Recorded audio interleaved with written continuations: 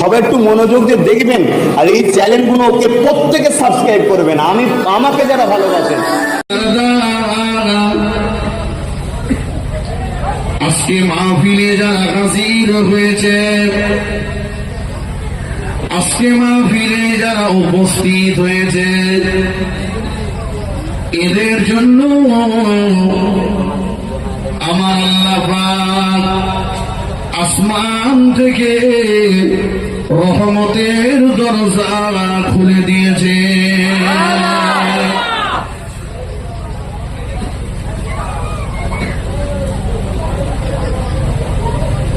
শুধু তাই নয়, আল্লাহ নবী বলেছিলেন, ও আবু দারদা, আমি রাসূলুল্লাহ আমার মোহাব্বতে যে মহল্লাতে বিশ্ব নবী দিবস উদযাপিত হয়, যে মহল্লাতে নবী দিবস পালন করা হয়, ওই মহল্লা থেকে আল্লাহ পাক আসমানের বালাগুলো আসমানে উঠিয়ে নেন, জমিনের বালাগুলো আল্লাহ পাক জমিনে দাফন করে দেন। ওই মহল্লাবাসীর জন্য, ওই গ্রামবাসীর জন্য আল্লাহ পাক আসমান থেকে রিজিকের দরজা খুলে দেয়। আরেকটু জোরে বলুন সুবহানাল্লাহ। আল্লাহ পাক ওই মহল্লাবাসীর জন্য রিজিকের দরজা খুলে দেয়। এটা আমার নবী।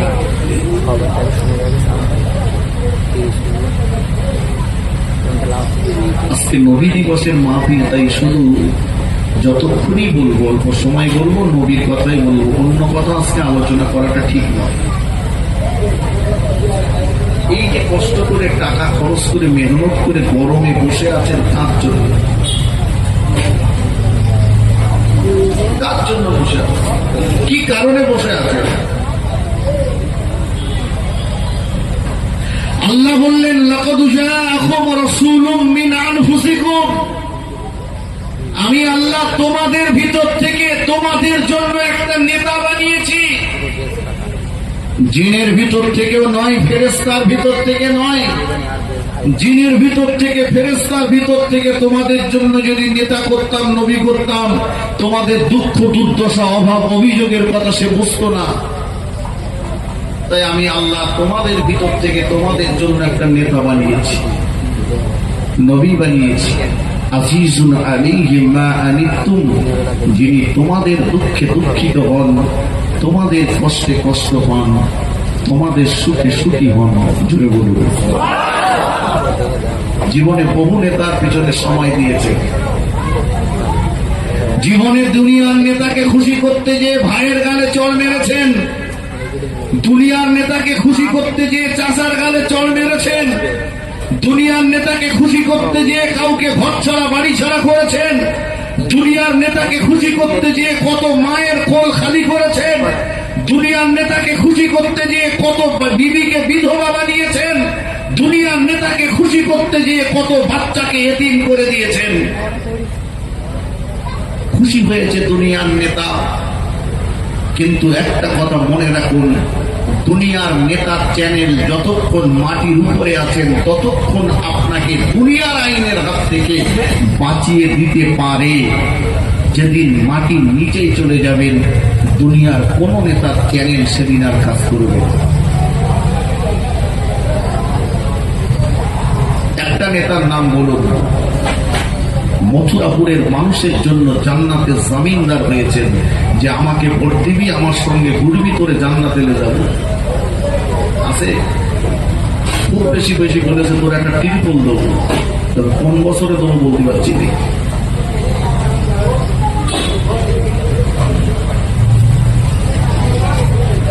আজকে যে নেতা স্মরণে এখানে বসে গিয়েছেন, এই নেতা বলেছেন, মান আহাব্বা সুন্নতি যে আমার সুন্নাতকে ভালোবাসলো, ফকদ আহাব্বানি, সে যেন আমাকে ভালোবাসলো। ওমান আহাব্বানি কানা মাই ফিল জান্নাহ, যে আমাকে ভালোবাসলো, আমি আর আমার ওই ভালোবাসার উম্মতি আল্লাহ পাকের দয়ার জান্নাতে পাশাপাশি থাকবো। আরেকটু জোরে বলুন সুবহানাল্লাহ।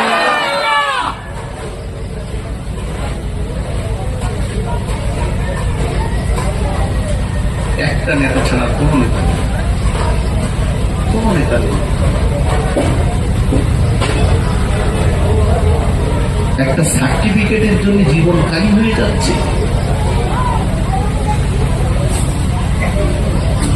একটু মুসলমান শুধরে যান, বিশ্ব নেতার নেতৃত্বকে মেনে নেয়।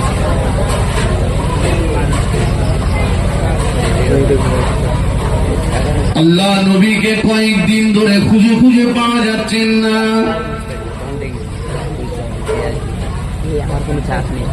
হযরত আবু বকর সিদ্দিক রাদিয়াল্লাহু তাআলা আনহু, হযরত ওমর ফারুক রাদিয়াল্লাহু তাআলা আনহু দুজনা মদিনার মসজিদ নববী শরীফে ঢুকে বললেন, একটুখানি বুঝলেন কার জন্য বসে আছে। দুজনা মিলে কি যেন একটু বলাবলি করলেন, যুক্তি করলেন, মসজিদে নববী শরীফ থেকে মার হয়ে আসে।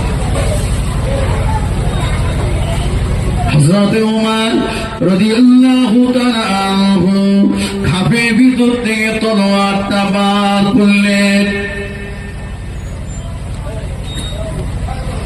এ মদিনার মুনাফিকের দলেরা,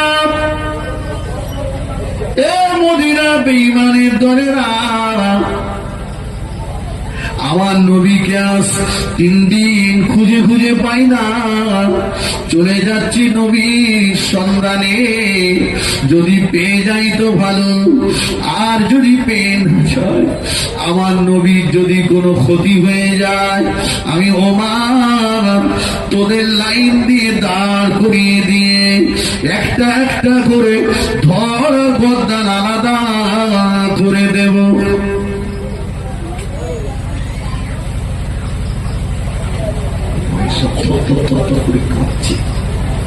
ওমর হুমকি দিয়েছে, ওমর যে রাস্তায় যেত 40 দিন সে রাস্তায় শয়তান যেত।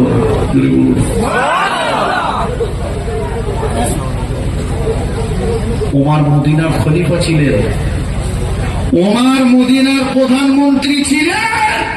খোলা ময়দানে তলোয়ার মাথায় দিয়ে শুয়ে থাকতে জঙ্গলের বাঘেরা এসে হযরত ওমরের পা কেটে দিত। একটু জোরে সরে বলুন সুবহানাল্লাহ। ওমর মসজিদে নববীর কোণে বসে বসে কাঁদতেন, আমার রাজত্বকালে যদি একটা কুকুরের বাচ্চাও না খেয়ে মরে যায়, আমি ওমর কিয়ামতের ময়দানে আল্লাহর দরবারে জবাব দিতে পারবো না। আমাদের গ্রামের মেম্বার একলা একলা পেশাব করতে রাত্রি বাইরে যায় না। আপনাদের এখানে কেন করছি না, আমাদের মানে জনগণের এত উপকার করেছে, ও বাইরে বেরোলিও ঝাঁটালাতি মারার হবে। আর ওমর খোলা ময়দানে শুয়ে থাকতেন, বাঘেরা এসে পাঁচিলে দিত। সেই ওমর হুমকি দিয়েছে,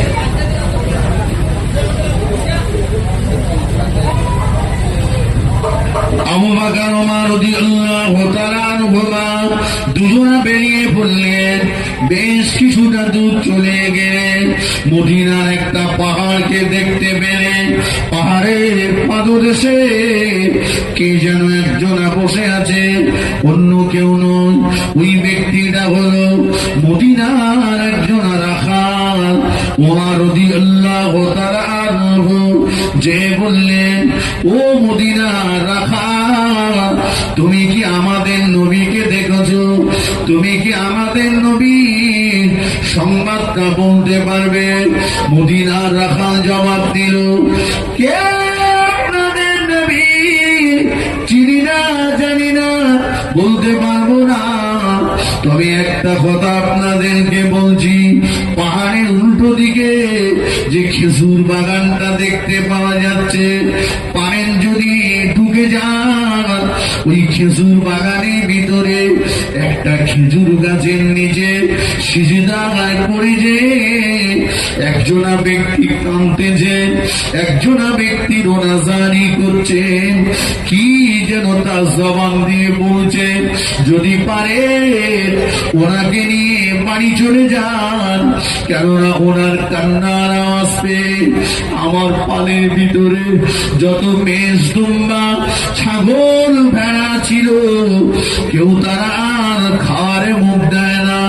তবে সাবধান, গাছগুলো খুব ঘন ঘন, কাঁটাগুলো ঘন ঘন, একটু সাবধানে যাবেন। হযরত ওমর, হযরত আবু বকর রাদিয়াল্লাহু তাআলা আনহুমা দুজনা গুড়ি গুড়ি গুড়ি গুড়ি মেয়ে মদিনার খেজুর বাগানের ভিতরে ঢুকে গেলেন। খেজুর বাগানের ভিতরে ঢুকে যেয়ে দেখে একটা খেজুর গাছের নিচে সিজদায় পড়ে যে কাঁদতেছে তিনি। উনি অন্য কেউ নন, উনি হলেন আমার আপনার নবী, দিন দুনিয়ার মানুষার হাবিবুল্লাহ জনাবে মুহাম্মদ রাসূলুল্লাহ সাল্লাল্লাহু আলাইহি ওয়াসাল্লাম। নবী এত কান্না কাঁদেন, নবীর চোখের পানিতে সিজদার জায়গাটা ভিজে কাদা হয়ে গিয়েছে। আবু বকর ওমর দুজনা দুই পাশে দাঁড়িয়ে গেলেন।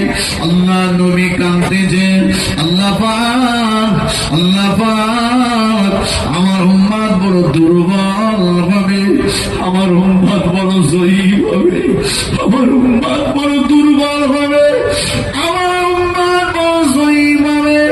ও রব্বুল আলামিন, আল্লাহ পাক, আমার উম্মতেরা জাহান্নামের আগুন সহ্য করতে পারবে না, আমার উম্মতেরা জাহান্নামের আগুন সহ্য করতে পারবে না। আমার উম্মতের জন্য জাহান্নামের আগুন মাফ করে দেন, আমার উম্মতের জন্য জাহান্নামের আগুন ক্ষমা করে দেন।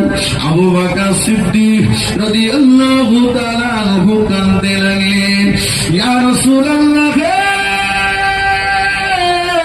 ইয়া হাবিবাল্লাহ, হুজুর গুনাহগার উম্মত উম্মতির জন্য এমন করে কাঁদবেন না।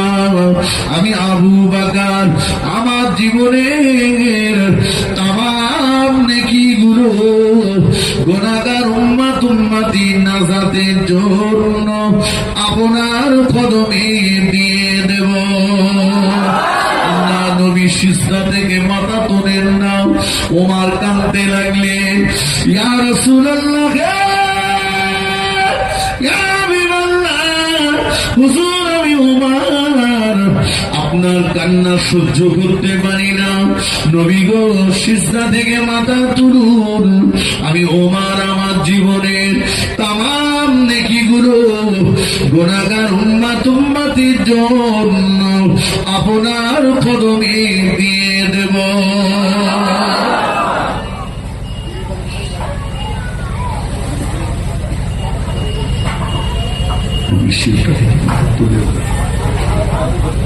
আবু বকর ওমর দুজনা মিলে যুক্তি করছে, কি করা যাবে, নবী তো মাথা তোলেন না। ওমর রাদিয়াল্লাহু আনহু বললেন, ভাই আবু বকর, আপনি একটা আমার নবীর পাশে দাঁড়ান, আমি দেখি কাকে নিয়ে আসলে আমার নবীর সিজদা থেকে মাথাটা তুলবে। হযরত ওমর রাদিয়াল্লাহু আনহু খেজুর বাগান থেকে পার হয়ে পাগলের মতো দৌড়াচ্ছে, দৌড়ে দৌড়ে দৌড়ে দৌড়ে নবী জামাতা হযরত আলী রাদিয়াল্লাহু আনহুর কাছে চলে আসলেন। ও নবী পাকের জামাতা আলী, ও নবী জামাতা আলী, আল্লাহ নবীর সন্ধান পেয়ে গিয়েছি, আমার নবীকে খুঁজে খুঁজে পেয়ে গিয়েছি। ও নবী জামাতা আলী, কিন্তু আমার নবী সিজদা থেকে থেকে মাথা তোলেন না। গুনাহগার উম্মাত উম্মতির জন্য কাঁদতেছে। চলুন চলুন, আপনি চলুন, আপনি নবীর জামাতার, আপনি গেলে মনে হয় নবী আর সিজদায় পড়ে থাকবেন না। হযরত আলী রাদিয়াল্লাহু তাআলা আনহু বললেন, আপনারা দুজনে গিয়েছিলেন, নবী যখন মাথা তোলেননি, আমি আলী গেলেও হবে না। বরঞ্চ আমি বলে দিচ্ছি, যাদের দাবি জীবনে আমার নবী টেনে দেননি, যাদের দাবি আমার নবী জীবনেও কোনদিন প্রত্যাখ্যান করেননি, তারা হলো আমার দুই বেটা ইমাম হাসান ইমাম হুসাইন রাদিয়াল্লাহু তাআলা আনহুমা। ওদের দুই ভাইকে নিয়ে চলে যা, ওরা দুই ভাইকে সিজদায় মাথা রাখতে পারবেন না। ওমর রাদিয়াল্লাহু তাআলা আনহু ইমাম হাসান ইমাম হুসাইনকে সঙ্গে নিয়ে পাগলের মতো দৌড়াতে লাগলেন। দৌড়ে দৌড়ে দৌড়ে দৌড়ে মদিনার খেজুর বাগানে ভিতরে প্রবেশ করলেন। হযরত ইমাম হাসান ইমাম হুসাইন যে আল্লাহ নবী দুই পাশে দাঁড়িয়ে গেলেন। নানা ভাই, নানা ভাই, ও আমাদের নানা ভাই, আপনি তো আপনার নূরের জবানে বলেছেন ফাতিমাতু সাইয়্যিদাতুন নিসাই আহলিল জান্নাহ, আমার ফাতেমা হলো জান্নাতি নারীদের সরদারিনী। ও আমাদের নানা ভাই, জান্নাতি নারীদের সরদারিনী ফাতেমা দুই লাখ, ইমাম হাসান ইমাম হুসাইন আপনার দুই পাশে দাঁড়িয়ে। নানা ভাই উঠুন, সিজদা থেকে মাথা তুলুন, আর কাঁদবেন না। আমরা দুই ভাই আপনাকে কথা দিলাম, ও আমাদের নানা ভাই, আপনার গুনাহগার উম্মত আর আল্লাহ পাকের আযাবে জাহান্নাম দুটোর মাঝখানে আমরা দুই ভাই প্রাচীর হয়ে যাব। আর একটু জোরে বলুন সুবহান, আর একটু জোরে বলুন সুবহান।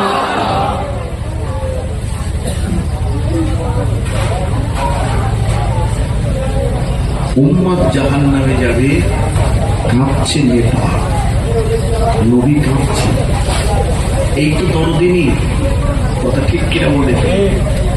আল্লাহ বললেন আজিজুন আলাইহি মা আনিতুম, নবী তোমাদের দুঃখে দুঃখিত হয়, তোমাদের কষ্ট কষ্ট হয়, তোমাদের সুখে সুখে। একজন সাহাবী বলছেন, ইয়া রাসূলুল্লাহ, হুজুর আপনি দুনিয়াতে আছেন, আমরা সুখ দুঃখের কথা আপনার সঙ্গে বলি, আপনি যখন ইন্তেকাল করবেন, অর্থাৎ হুজুর আমরা আমাদের ব্যথা যন্ত্রণা দুঃখ কোথায় যে বলব? আল্লাহ নবী বললেন, ও সাহাবী শোনো, হায়াতি খায়রুল লাকুম ওয়া মামাতি খায়রুল লাকুম, আমি রাসূলুল্লাহ আমার দুনিয়ায় বেঁচে থাকাটা তোমাদের জন্য কল্যাণকর, আমার ইন্তেকালের পরে জীবনটাও তোমাদের জন্য কল্যাণকর। জোরে বলেন, দুটো প্রমাণ দেন, দুটো প্রমাণ নেন, আমি বেশি অল্প বলবো। আল্লাহ নবী দ্বীনের দাওয়াত দিতে ঘর থেকে বেরিয়ে গেছেন। আজকে আপনারা কত সময় বসে আছেন? আমার নবী ঘর বাড়ি বিবি বাচ্চা সবকিছু ত্যাগ করে দ্বীনের দাওয়াত দিতে বেরিয়েছেন। পথ হারা পথ ভোলা মানুষগুলোকে পথ দেখানোর জন্য, জান্নাতের রাস্তা দেখানোর জন্য বেরিয়েছেন। ঘরের ভিতরে আমার নবীর জন্য ইন্তজার করছেন নবীর বেটি ফাতিমা জোহরা রাদিয়াল্লাহু আনহা আর নবীর বিবি মা খাদিজাতুল কুবরা রাদিয়াল্লাহু আনহা। দুজনা ঘরের ভিতরে আমার নবীর জন্য ইন্তজার অপেক্ষা করছে। অনেকটা সময় পার হয়ে গেল, এখনো আমার নবী বাড়িতে ফিরে আসছেন না।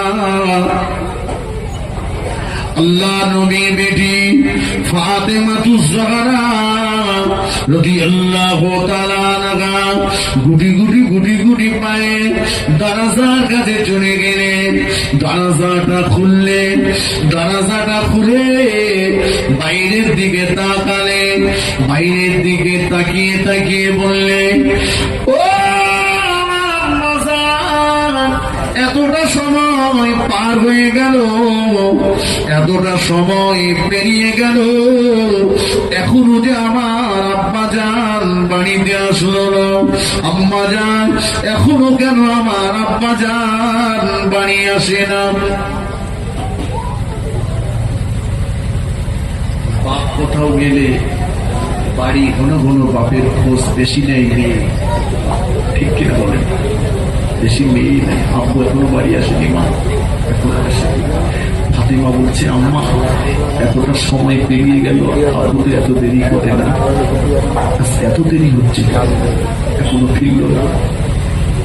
আম্মা জান খাদিজাতুল কুবরা বলছে, ফাতেমা আমিও তো তাই চিন্তা করছি, কেন ফিরছে না।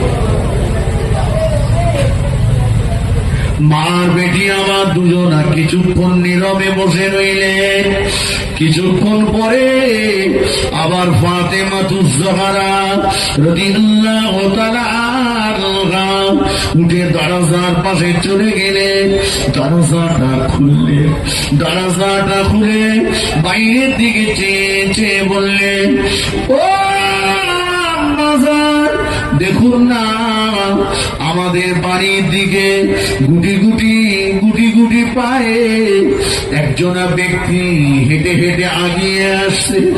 আম্মা জান ওই ব্যক্তিটাকে দেখে বড় দুর্বল মনে হচ্ছে, ওই ব্যক্তিটাকে দেখে কমজোরি মনে হচ্ছে, ওই ব্যক্তিটাকে দেখে বড় দুর্বল মনে হচ্ছে, বড় কমজোরি মনে হচ্ছে। লোকটা যেন হাঁটতে পারছে না।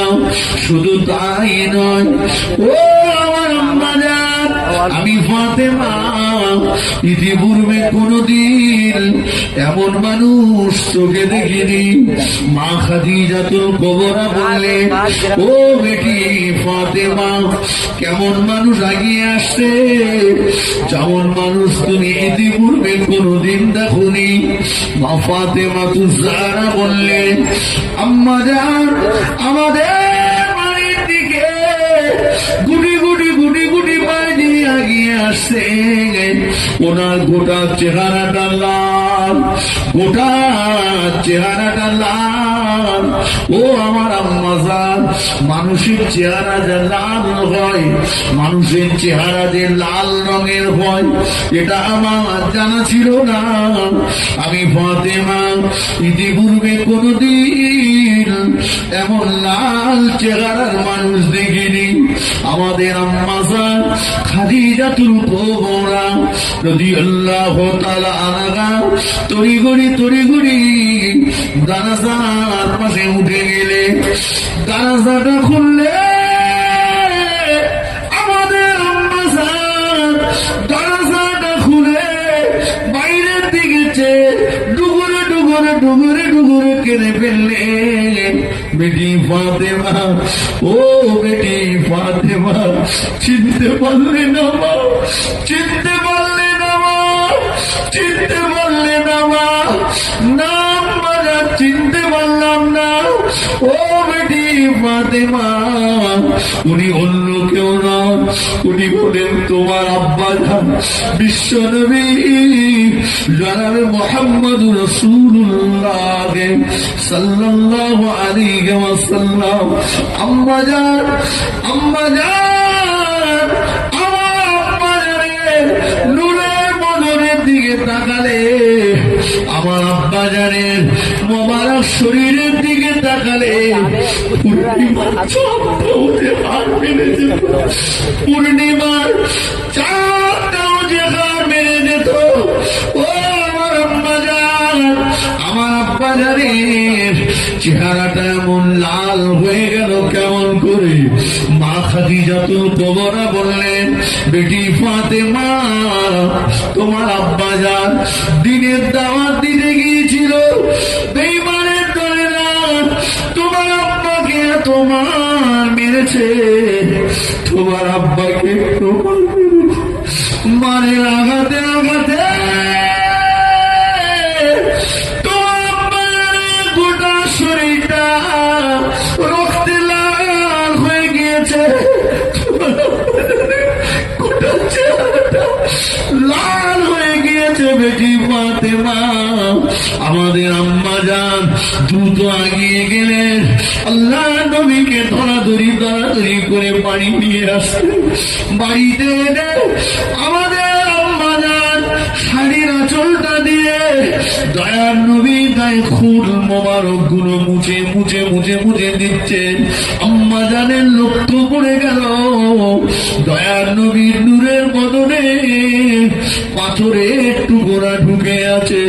আম্মা জান আঙুল দিয়ে টেনে টেনে টেনে টেনে পাথরের টুকরা বার, খুন মোবারক ফিনকি দিয়ে বার হয়ে আমাদের আম্মা জানের মুখে লেগে গেল। আম্মা জান ডুবুরে ডুবুরে ডুবুরে ডুবুরে কাঁদতে লাগলেন।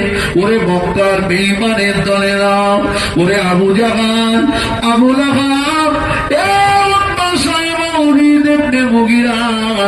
কে আছিস বললাম? আমি খাদিজা। আমার টাকা নিয়ে তোরা ব্যবসা করিসনি, খাদিজার টাকা নিয়ে বড় লোক হসনি। মোহাম্মদ সাল্লাল্লাহু গরিব বলেও আমার স্বামী, তার আব্বা নেই মা নেই, বলেও আমার স্বামী আমার টাকা নিয়ে ব্যবসা করলি, বাবার মা হারাইতি। আমার স্বামী মুহাম্মদ সাল্লাল্লাহুকে ধরে তোরা এত মার মারলি। আল্লাহর নবী আমাদের আম্মা জানের জবানে হাত লাগিয়ে দিলে, ও বেটি, ও বিবি খাদিজা, বলো না, এমন করে বলো না। ওদিকে ফাতেমা তুজ-জাহরা রাদিয়াল্লাহু তাআলা আনহা দুটো হাত আল্লাহ পাকের দরবারে তুলে রোনাজানি করছেন। আল্লাহ পাক আমার আব্বা জানকে কখনো জীবনেও কোনোদিন আমার আব্বা জানকে কারো গালে চড় মারতে দেখিনি। আমার আব্বা কোনোদিন এতিমের মাল আত্মসাৎ করিনি। আমার আব্বা কখনো গরিবের হক নষ্ট করিনি। আমার আব্বা জান কখনো কারো জমি জবরদখল করিনি। অথচ আজকে দিনে ওরা আমার আব্বাকে এত মানল, তোমার মানল। আমি ফাতেমা, আমি আমার আব্বা জানের চেহারা দেখে চিনতে পারি না।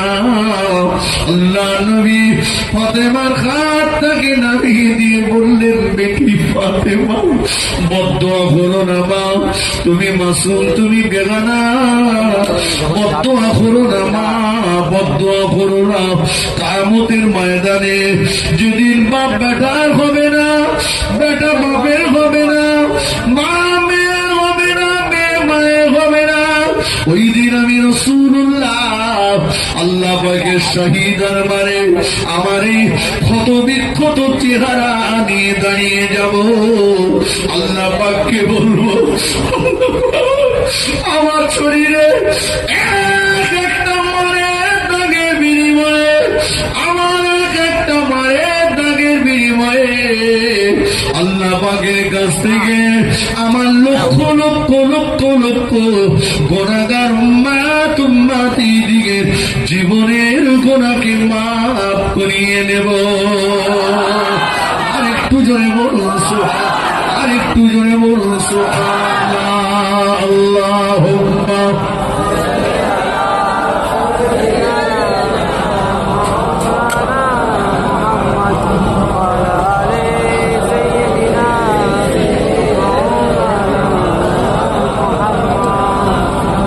محمد اللهم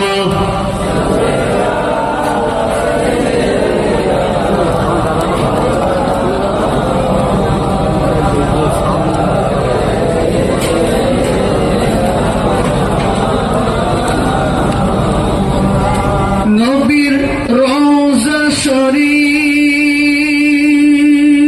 সবাই একটু মনোযোগ দিয়ে দেখবেন আর এই চ্যানেলগুলো ওকে প্রত্যেকে সাবস্ক্রাইব করবেন, আমাকে যারা ভালোবাসেন।